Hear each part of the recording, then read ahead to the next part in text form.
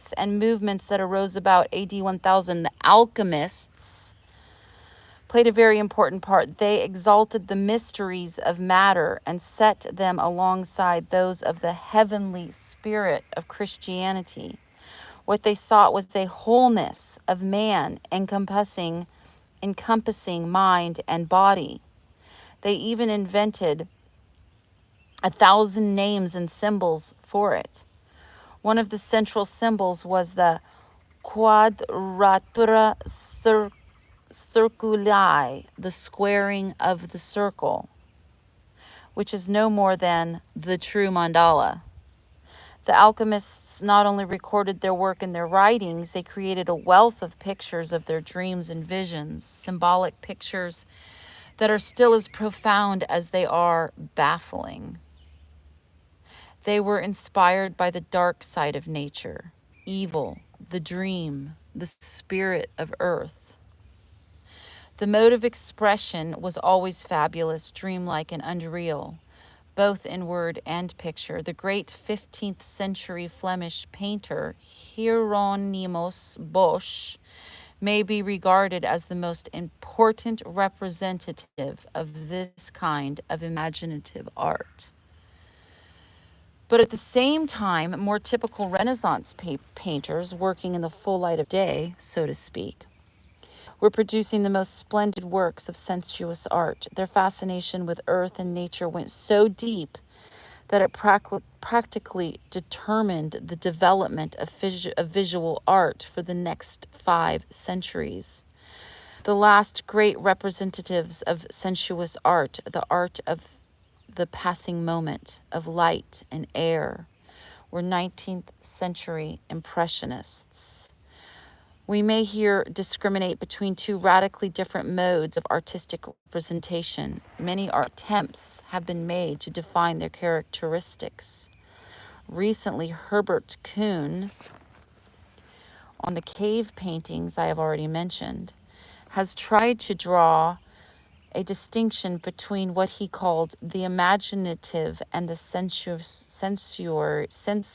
style. The sensory style generally depicts a direct reproduction of nature or of the picture subject. The imaginative, on the other hand, presents a fantasy or experience of the artist in an unrealistic, even dreamlike, and sometimes abstract manner. Kuhn's 2 conceptions seem so simple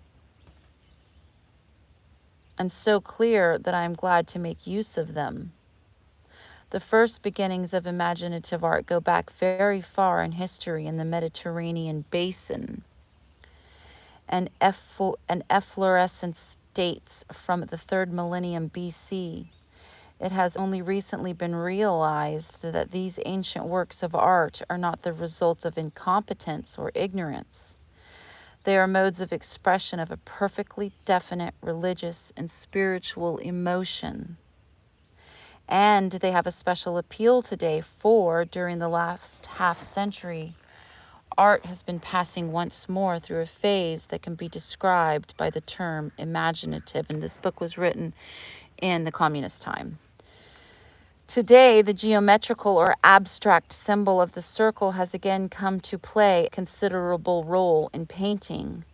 But with few exceptions, the traditional mode of representation has undergone a characteristic transformation that corresponds to the dilemma of modern man's existence. The circle is no longer a single meaningful figure that embraces a whole world and dominates the picture. Sometimes the artist has taken it out of its dominant position, replacing it by a loosely organized group of circles. Sometimes the plane of the circle is asymmetrical. Are you done, Captain? As an example of the asymmetrical circular plane may be seen in the famous sun discs of the French painter Robert Delaunay. A painting by the modern English painter Sari Richards, now in Dr. Jung's collection, contains an entirely asymmetrical circular plane, while far to the left there appears a very much smaller and empty circle.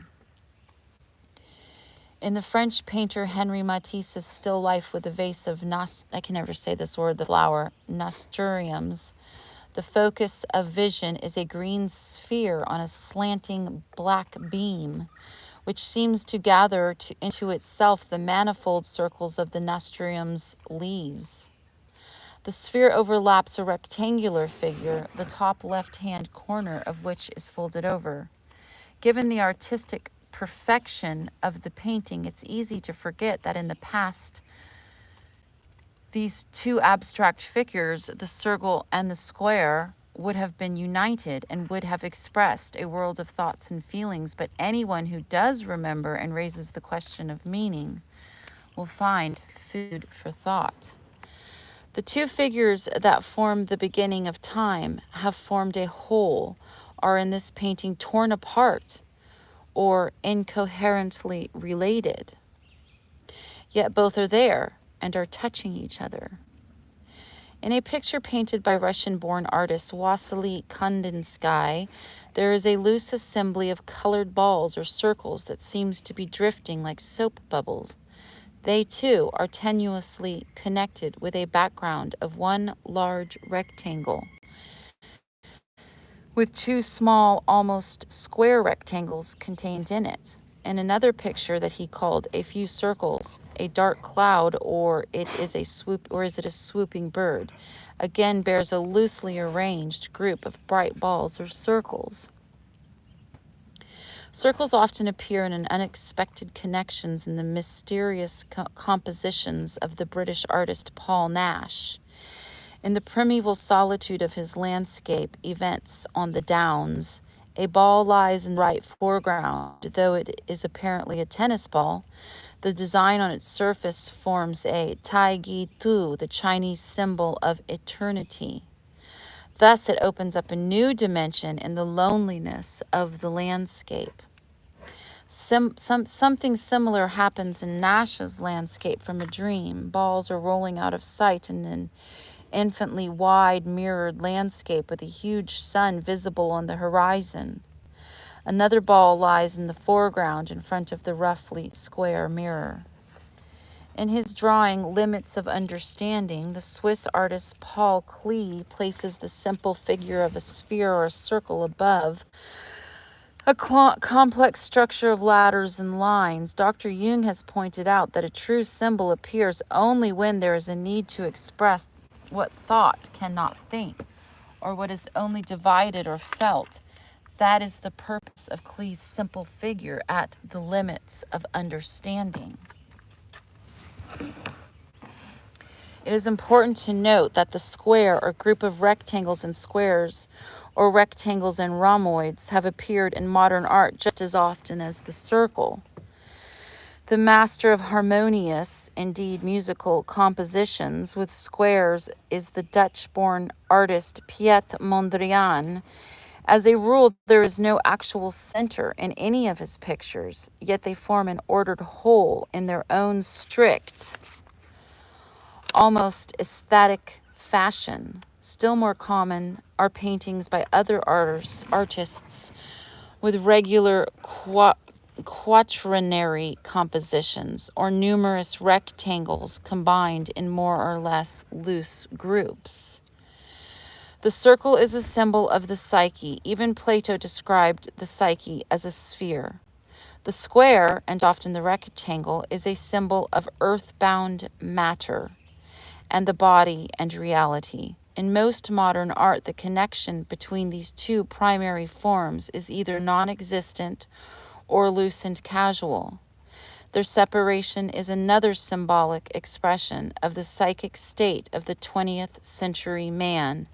His soul has lost its roots, and he is threatened by disassociation. This was written, what, in the fucking, what do they say? What is the copyright on this book? Where is it? 1968. 1968. His soul has lost its root and he is threatened by disassociation. It's now 2025, and I can say from my experience, that's absolutely true. Even in the world situation of today, as Dr. Jung pointed out in his opening chapter, the split has become evident. The western and eastern halves of the earth are separated by an iron curtain. But the frequency with which the square and the circle appear must not be overlooked. There seems to be an uninterrupted psychic urge to bring into consciousness the basic factors of life that they symbolize. Also, so again, the circle is a symbol of the psyche. The square is a symbol of earthbound matter, of the body and reality. So the frequency with which the square and the circle appear must not be overlooked. These seem to be an uninterrupted psychic urge to bring into consciousness the basic factors of life that they symbolize. Also, in certain abstract pictures of our time, which merely represent a colored structure or a kind of primal matter, these forms occasionally appear as if they were germs of new growth. The symbol of the circle has played a curious part in a very different phenomenon of the life of our day, 1968, don't forget, and occasionally still does so in the last years of the Second World War. There arose the visionary rumor of round flying bodies that became known as flying saucers or UFOs, unidentified flying objects. Jung has explained the UFOs as a projection of a psychic content of wholeness that has at all times been symbolized by the circle. In other words, this visionary rumor, as can also be seen in many dreams of our time, is an attempt by the unconscious collective psyche to heal the split in our apocalyptic age by means of the symbol of the circle. Isn't that fascinating? Okay, so that was it. And it's so interesting because when I first read the chapter, I thought, oh, it's not that interesting. But the second time I read it, it is very interesting. And the next one I'll be reading is Modern Painting as a Symbol. And I was cut off 2 times while reading this chapter. So if you're really interested, it would be fun to watch all 3. Okay, see y'all later. Everyone have a blessed, hey. I just see you guys chatting. Hey. Have a blessed, what are we, Tuesday? Have a blessed Tuesday.